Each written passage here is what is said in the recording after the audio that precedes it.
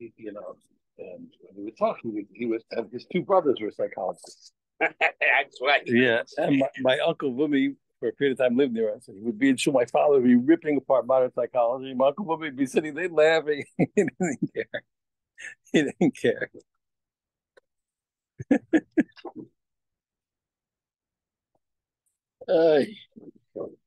You tell me I'm ready. Ready, I'm ready. Well, let me do the no, Rabbi Bar will do okay.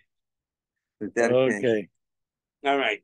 We gratefully acknowledge the contributions of those who support learning in this institution.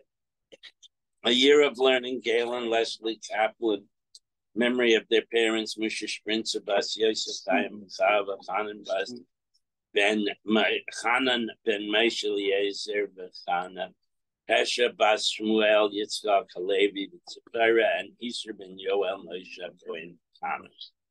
Rexford Friends of Gladys Sherman Gutta Bas Mayor Michael Klein and Friends Michael Klein Yudit Tzvi Ben Chayim.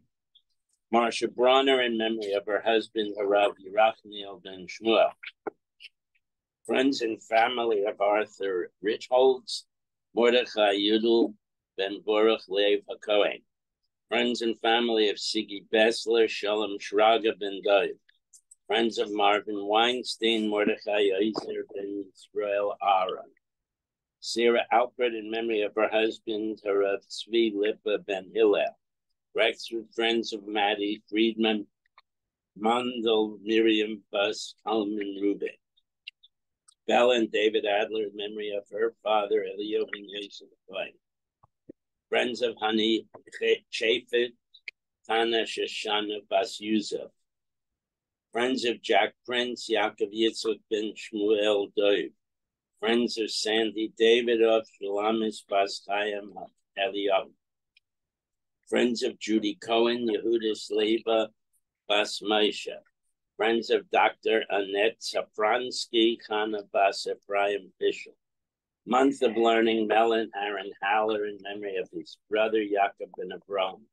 Jill and Perry Meltzer in memory of her mother, Baila Bas Abraham, and his father, Duvid Ben Fishel Halayv. Sid Paris in memory of his wife, Sarah Toiva Bas Yisrael Dov. Jack Gilman in memory of his mother, Elka Bas Yeshayahu. A week of learning, friends of Cheryl and David Wysowski in memory of Gershon Greenblatt, brother of Cheryl and son of Myra and Ben Greenblatt, longtime members of Torah Or. And today is the 30th.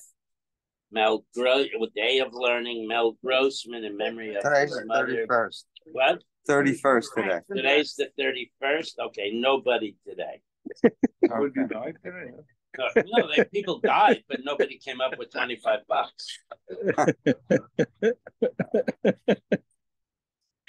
Okay, we're at the bottom. We're going to 4 lines, 5 lines about it. You have to quote the Mishnah.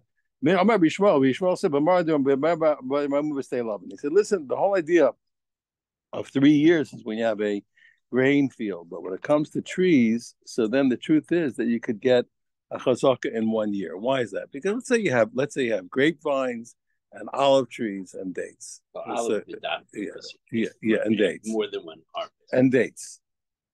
So what happens? So we said that if a person will, according to Rishmael, he said if a person will harvest 3 different sets of trees in 1 year, it's the equivalent of 3 years. Right? I said no, you need 3 real years because the whole idea of chazak has to do with the fact that people hold on to their bill of sale to the deed for 3 years. So you need for 3 years no matter what. But even though the rabbis disagreed with Yishmael and said if you harvest 3 different trees, 3 different types of tree in 1 year, you don't get a chazaka. But their whole argument was only about years, but not about the idea that one type of tree represents a status quo for the whole field. That's the point. In other words, here, let's say if I have a field that has olive trees and vines and dates. So I say, listen, if you want to say that you did a harvest, you have to have harvested olives and dates and grapes. No, but Yishmael, he said clearly it was good enough to do. When you did to get 3, you just harvested the olives was one, or just harvested the dates. So you see, he says, what? He told me that one section of the field can represent the whole field. Now, we know the rabbis don't agree to 1 year chazakas. They demand 3. But who said they don't agree that what? They could still agree that the harvest of one section or segment could represent the whole acquisition. So it's, yeah. So wait. No. It's the same point. That's the same point. It's the same point. But one second now. Amar Abaye. So Abaye said, so Amar Abaye Yishmael. Let's read the Mishnah. He said, B'medvar Amorim b'stei love, and that whole deal was only by what? By a grain field, but not by an orchard. But you could get 3 in 1 year. Now, the rabbis disagreed. Amar Abaye, but Abaye said, made Rabbi Yishmael, from the fact that Rabbi Yishmael held that each of the 3 different types of trees did represent a 1/3 of the 3 that's necessary for the chazaka, Nishmal Rabbanim, we could still extrapolate that even according to the rabbis who demand 3 years. But let's say this. Now, I just want to mention, we have a rule. The normal planting is 10 trees in an orchard, 10 trees to a base saw. That's an orchard. If you have more than 10 trees to a base saw, it's called a forest. That's not an orchard. You're not serious. You understand? Nobody, when the field is overplanted, okay, it's not considered an orchard. It's like a nursery. You're just gonna plant them and replant them. It's not considered, and therefore what? And the person is clearly not making any sort of status quo. But and less, we'll see also, is also not going to be called an orchard. So let's see, because then it'll only be the amount per tree. So he says, Shloshim Ilonos, let's say you had 30 trees. Okay, you had 30 trees, but it was 10 to each base saw, so it's properly planted for acquisition. But what happened was, and let's say, let's see, and they asar b'shana, and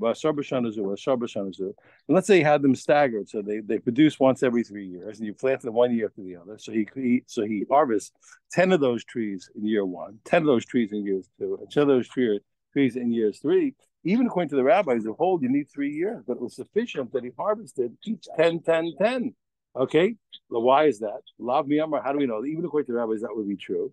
Okay, Lav mi Amar b'Yishmael chad pera havi chazaka. We said one type of fruit tree, one type of fruit trees was able to make an acquisition to establish a status quo that he was there without the protest for all the 3 types of trees. And therefore, what hachanami here too? Hani have chazaka lahani b'hani have chazaka. And therefore, here too, each 10 of the 30 trees, 10 this year, 10 the next year, 10 the next year. Each one of them, because that's the one that's available, is sufficient to establish a status quo of being there without protest for all the 30 trees. But however, we have to know, even though that's true, but that's a condition that has to really be truly similar to the case of olives and dates and grapes. Why? No, it's heichadelo afiku. Okay, that's where what? That's where at each harvest, the 10 that he harvested were the only ones that had produced, and the other 20 hadn't produced. But if all of them produced, and he did not harvest those ones, that's not a chazak. Again, he's afraid, and he's not really establishing his presence. Why? Why? Because you see that what was the case that Rabbi Shmuel, that we have to say the rabbis agreed to, when you harvested the dates, the olives were not being harvested. You harvested the olives. The dates were not producing, or the grapes were not producing. Also, the grapes, the other 2 were not producing. So this has to be similar. It has to be like we use staggered trees that produce once every 3 years. So they popped off like firecrackers. 10 this year, 10 the next year, 10 next year. Then it's exactly comparable, and each one that's available can establish a status quo for all the 3 species. And furthermore, also even that the comparison that I made, it's only the bazi bozuzi. It has to be what? That the 10 were not in 3 sections, 10, 10, 10. But the 10 were like were scattered. Knows some of the 10 were in 1/3, one of the 10 were in the other third, some of the 10 was in the other third. Then in the other base saw, in the 3 different base saws, that's also similar. And that ironically, that's not the case by our orchards. Their orchards used to be mixed. Ours are not. Yeah, we have only apples. Yeah, we don't do that today. Yeah, we don't do that today. Yeah, that's right. But they used to have them mixed. And I can imagine for good reasons, by the way. It's just, but because of each tree helps. Yeah, exactly. For fertility, all kinds of reasons. Okay, now we're gonna have to. This is always confusing, but we're gonna make a great switch at this moment. We use the word chazaka interchangeably for two very different things. One word that we use, chazaka, is what we've been talking about up until now, which is simply to establish a presence without protest. So that's a way of, it's not, you don't acquire anything, but what you do is you can back up a claim that if you claim that you legally acquired land, but you can't produce your deed. Okay, so the fact that you had uninterrupted occupancy and unprotested occupancy, let's say for 3 years, allows us to believe your claim that you got the land legally. That's one word, chazaka. And there, all it means is that you live there in a way that should have raised the hackles of the original owner if you were not legal. And since he didn't, so therefore we can use that as a way of establishing a backup for your claim that you acquired it legally. But there's another word, chazaka, which is the word for making an acquisition. The person is machzik. He actually takes possession of something. That's a completely different law. In that law, a person, in order, besides the agreement of the seller, a person has to make a chazaka. A person has to open a fence or close a fence or dig, or he has to improve it or disimprove it. He has to come in and actually do something to the property. Okay, so that's taking possession. So now we're talking about another thing. I just want to explain something. In general, if I sell a person 3 trees, I have sold him an orchard. It doesn't matter what I call it. If I sell him 3 trees, those 3 trees are an orchard. He gets, by definition, he has rights to the land that comes with the trees. Yeah. Yes, he owns the land too. Why? Because it's an orchard. If I sell him 2 trees, it's a machlokas whether he has any rights to land or not. That's a machlokas. Why? Because we argue that whether a seller sells with a generous eye or with a non-generous eye, with a stingy eye. If he sells with a generous eye, so he's really giving him a lot. And if he sells with a stingy eye, he's giving what he gave him and nothing else. A little as possible. But that's all true when one person sold to one person. But when one person divests himself of his property to 2 different people, to one person land and to one person trees, then it's a whole new ball game. Okay, it's a whole new ball game. Why? Because he's clearly, since he's selling the trees to one person, he's selling the land to the other. It's pretty clear that he's not selling land to the tree person. So now what happens? So now we have to see what to do. Now, one guy sold 2 people his property. He sold one person the land and one person the tree. And each of them did an active acquisition. They improved or disimproved the land or the tree. Amar Rav Zavid. So Rav Zavid said in such a case, Zekana Ilana. So the owner, the tree buyer acquires the trees. Zekana Karka. And the land buyer acquires the land. And the tree guy has no claim. If his tree dries up, he has no rights to replant the tree. The land guy bought the land. Because here, even no matter what you would hold in a normal case by a seller to a tree, if I sold a guy a tree, maybe he gets land, maybe he doesn't. But when I sold one guy the tree, one guy the land, it's clear that I wasn't selling the tree guy any land because I sold the other guy the land. If I owned the land, I sold a guy a tree, you can argue whether I gave him land or not. Okay? If I sold the 3 trees, for sure I gave him land. 2, argument. But when I sold one guy the land and one guy the tree, it's 100% that I didn't give the tree guy any land. He's supposed to then cut the trees down. Oh, exactly. So wait. So now simply, wait. So we're saying to that guy, listen. And if he says, listen, if your tree dries up, you can't replant it. The land guy says, listen, since I bought the land, you bought the trees. I'm not your buddy. I bought the land. You have no rights to the land. You're out of here. You can't replant. Now watch what happens. That's what he said. But as long as the tree leave it there. Maskif lo Rav Papa. So Rav Papa says to him, wait a second, that's not true. If you tell me that he has no rights to replant, you know what? He has no rights to even stay there. He says, you're right. He says, he says, if it's true that if the tree guy doesn't get anything, then and he can't replant, if he can't replant, he can't even stay. If that's really true, then the owner of land really should have a right to say to him, get out of here now. You're right. If you're ready, say you can't replant. You know what the truth is? You can't stay there either. It makes no sense. Papa says, says that's not the case. The truth is that when one guy sold the land to one person and he sold the trees in the same field to another person, this guy he gets the trees. Now the word chatzi we're going to say here is lav dafka. It doesn't mean specifically. Yeah, it means he gets trees in the land that he needs to service the tree. And this one gets half the land, or he gets the land except for the land that's necessary for this guy. Now let's go. Now we're going to come back again. Let's look again we're still in the same subject of selling land that has trees on it. Okay, but instead of talking now like we spoke, which was really we're not gonna. It's so funny. This is classic Gemara. The Gemara first teaches the anomaly. Now it's going to teach the norm. No, the anomaly was when one guy sold one. Yeah, the anomaly was that one guy sold the land to one guy in the future. But the norm is the guy owns a piece of land and he sold the guy a tree. Let's go back to the classic case. Pshita, it's obvious. Machar karka b'shir lonos lefanov. If a guy sold the land and he kept the trees, okay, for himself, yesh lo karka, for sure that guy, okay, has the rights, okay, to use the land that he needs for the sake of the trees. Now, ba'afilu Rabbi Akiva, the Amar Mocher ba'ayin Yafa Mocher. Even according to Akiva, always says that what that sellers sell with a generous eye. So why did this seller who kept the trees hold back the land around the trees? Hani mili gabi bar badus. When does the seller sell generously? If he sells a guy, okay, for example, he sells him the land and he kept back for himself a pit or a cistern. So therefore, he didn't leave anything for himself. Why? Because he's not afraid of the guy throwing him off. Because his pit or cistern doesn't. The guy can no. Because the guy can plant right up to the edge. It's not gonna. It doesn't bother the other guy. The low mechashu are because his pit or cistern doesn't do anything to the guy's land. So he sold everything. He didn't demand any rights because he has no fear that the guy's going to throw him off.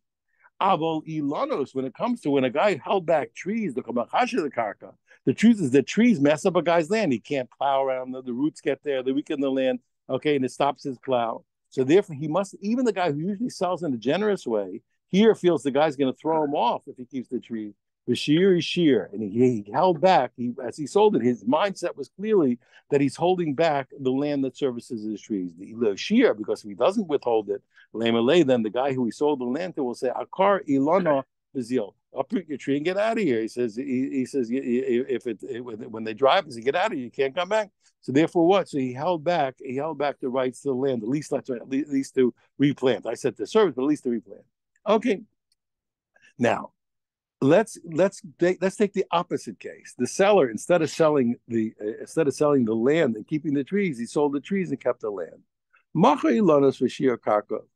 said the guy sold the trees on his property and he kept the land. Now we're talking about 2 trees. Remember, because we said by 3 trees, there's no question. When you sell 3 trees, you're selling an orchard, and for sure a guy gets right to land. But when you sell 2 trees, that's a machloka. So the seller sold the trees on the property to somebody, but he kept the land. That is what I mentioned earlier. That's an argument to Rabbi Akiva and the rabbis. Rabbi Akiva, the Amar Mocher b'ayin Yafa Mocher, according to Rabbi Akiva, says that the mindset of a seller is what? Is to sell generously. Islay, okay, so then when he sells 2, even though he sells 2, he's giving the guy the rights to the land, okay, and he gets the tree and the land that's necessary to service the tree. Rabbanan Leslie, but according to the rabbis, the owner of the trees has no rights. Why? Okay, only gets the place. He only gets the trees and no land. Why is that? Rabbi Akiva is like, according to Rabbi Akiva, why does he get rights to the land? Okay, because the seller sells generously. But Fila Rav Zavid, the Amar, even according to Rav Zavid, who said before that the tree guy gets trees and no land. In the Ainlos, even though according to Rav Zavid, he said that the tree guy gets no rights. Honey, that was where, remember, that was a different case. And I want to explain you the difference. When a guy's selling to one guy, okay, it's him and his relationship to that guy. But when a guy sells to 2 guys, it's not him and his relationship. He's done. It's over. It's over. Yes, Sam. He's out. He's out. So when did Rav Zavid say what? That he sold the land to one guy and the trees to one guy, and the tree guy gets 0? Hani mili gabe shnei lekuchos. That's because there were 2 acquirers. The guy was divesting himself of his property. He gave the land to one guy and he sold land to one, the trees the other guy. The Amarle, because the guy who bought the land says, Ki de lidi less lebi lotus ledidach nami less lach bakarka. He says, what? The same way that when he sold me, he sold me land and not trees. You got trees and not land. Okay. So therefore, what? Of course, Rav Zavid would say over there that there's no generosity towards the tree guy. There's no relationship between the seller and the tree guy anymore because he's not. When the seller holds onto the land and sells the trees, he's got a relationship. Okay, he's generous. But when he sold everything, it's out. Okay, but here, when it comes to to only one buyer, the seller definitely sells generously and he gives him rights. And the other way, with the Rabbanan Leslie. When Rabbanan would say the opposite. when a guy kept the land and sold one guy 2 trees, he has no rights. Because the seller is selling non-generously. Of Papa, and even earlier when we had the case of one guy divesting to two, okay, where Papa said, "Honey, okay, the Amar Yeshlo," even according to Papa, who said when one guy sells to two, the tree guy has rights. Okay, so you think he certainly has rights? Okay, the answer is no. That was true when he sold to two guys. Ironically, there's more. Before we said what two guys was less reason to have rights. Now, two guys is more reason. The Amarle, I'll tell you why, because the tree guy can say to him,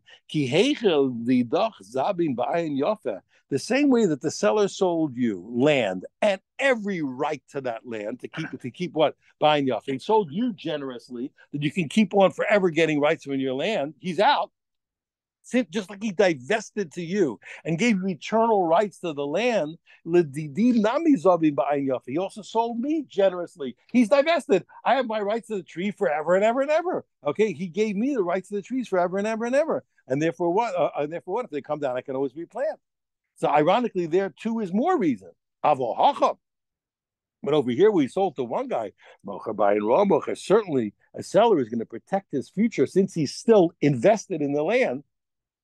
He's going to sell stingily to the tree man and not give him any rights. But if the tree grows, yeah, the roots are going to expand. Okay, so that's what he said. So that's part of that. That's right. Yeah, that's part of the tree down. You're finished. But once the tree's out, exactly. So that's the argument. So it's a very beautiful point. But this is a beautiful. But the Gemara doesn't need my compliments. But it's a very beautiful Gemara here because you see that you can look at the total divestment as a reason for less rights for the tree man, or as a reason for more rights. In other words, the fact that he's out, so he's not bestowing anything. On the other hand, the fact that he's out, he bestowed whatever he had.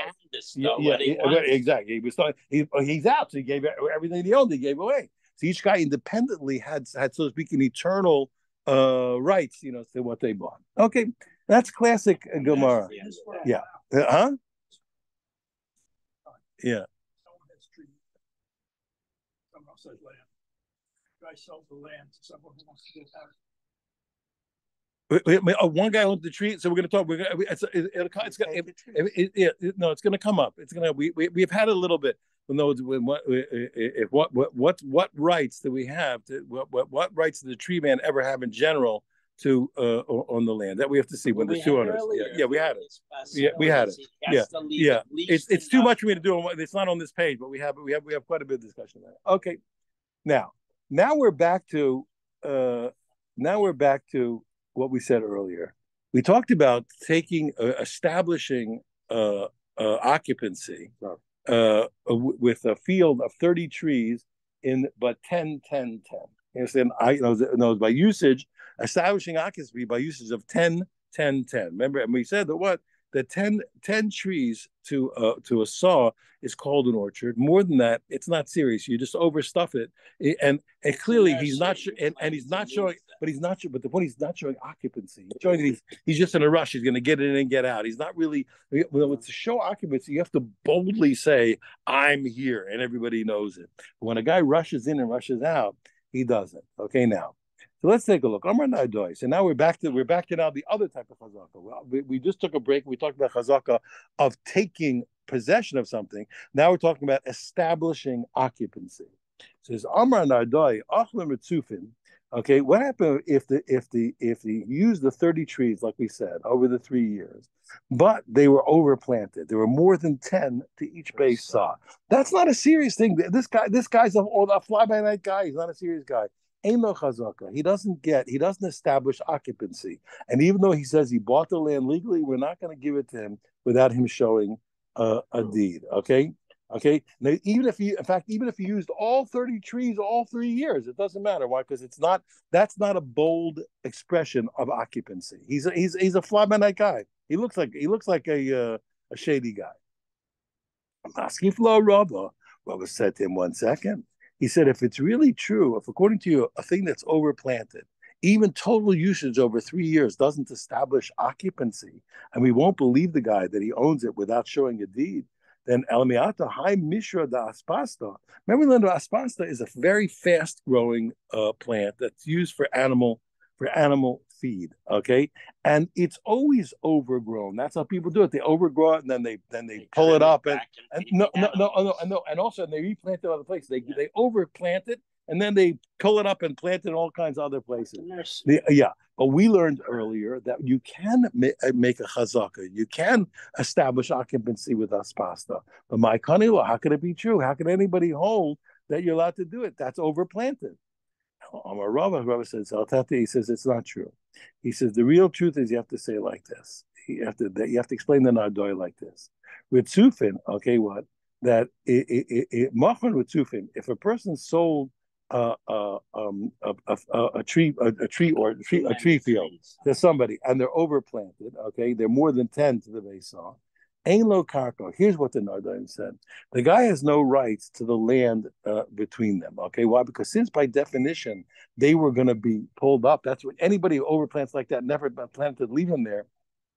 So therefore, what? Even though he bought lots of trees, he'd automatically have the rights to the land. He doesn't get it because it's clear the guy was never intended to stay there. They were intended to be pulled up, and therefore the guy, even though he sold him many trees, they don't get right. The buyer doesn't get rights to the land. Okay, and now. Yeah, I just want to see one thing. Yeah, I'll say one more piece. Rav Zera said, Ketano, he said, the truth is that this argument of whether an overplanted orchard is capable of demonstrating occupancy is real. And one said yes and no, that was machlokas. Okay, it's really pardon me. What Rabba? Pardon me, I said wrong. What Rabba said? What that when a guy sells an overplanted tree field, that the buyer of the trees has no right to the land because it's clear that they were meant to be pulled up. Ketanoi, the truth is, it's actually an argument of Tanaim. It's an argument of the Tanaim, because we learned Karam Shinatua. Now remember that you're not allowed to plant wheat together with a vineyard. And if you do, in a forbidden way, the wheat and the vineyard, once they grow a certain amount, are both going to be forbidden. So now, but it has to be called a vineyard. So he says, let's say a vineyard was planted really too close together, and there's not 4 cubits between each row, which is the normal way of a vineyard. Rabbi Shimon Omer Enoker. I'm going to read one way. There's more than one way to read this. Rabbi Shimon says Enoker. You know what? Vines that are planted that close together, it's not a vineyard by definition, and therefore what?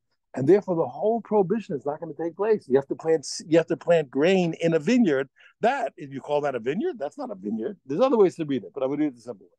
The Chachamim and the rabbis say no. Even though the rows are too close together, they say Hari Zukarim, it is a vineyard and it will become forbidden. Why? You just look at each middle row as if it's not there. You're right. As it's planted now, there's not 4 amos between each row. But since you could pull up the middle row each time, and then there'll be 4 amos between the two rows on either side, so we can look at the whole thing as a vineyard because there is 4 amos between 2 rows. And he'll eventually prune. Yeah, or whatever's going to get. So therefore, what? So that is the argument. So therefore, that's the same argument. So we say what? So you see that what?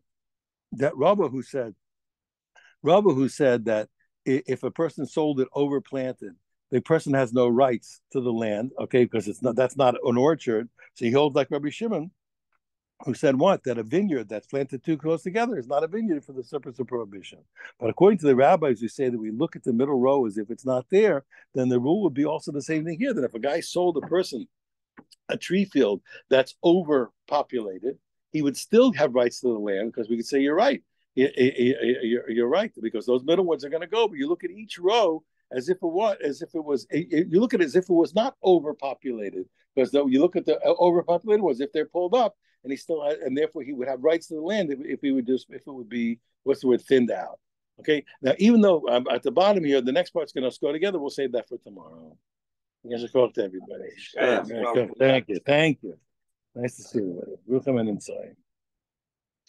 Okay. It's beautiful, really beautiful. I davened with Svardim Most of the time I was there. It's very they daven completely differently than Ashkenazim daven. Yeah. It's very beautiful, but it's They quite also beautiful. have a totally different text. Yeah, different texts, a lot of different texts also. But to have they done. Yeah, And more than one. but it's not much more different Yeah. between the Moroccans and yeah, the Syrians.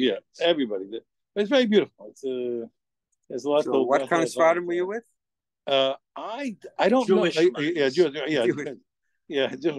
Now they look it looked to that community was mostly like more North African to me. And the Nusach was Taimani? No, Taimani's. Taimanim are not Sephardim. No? No, they're not. In They're fact, pre-Sephardim. and they don't like it. They don't like it.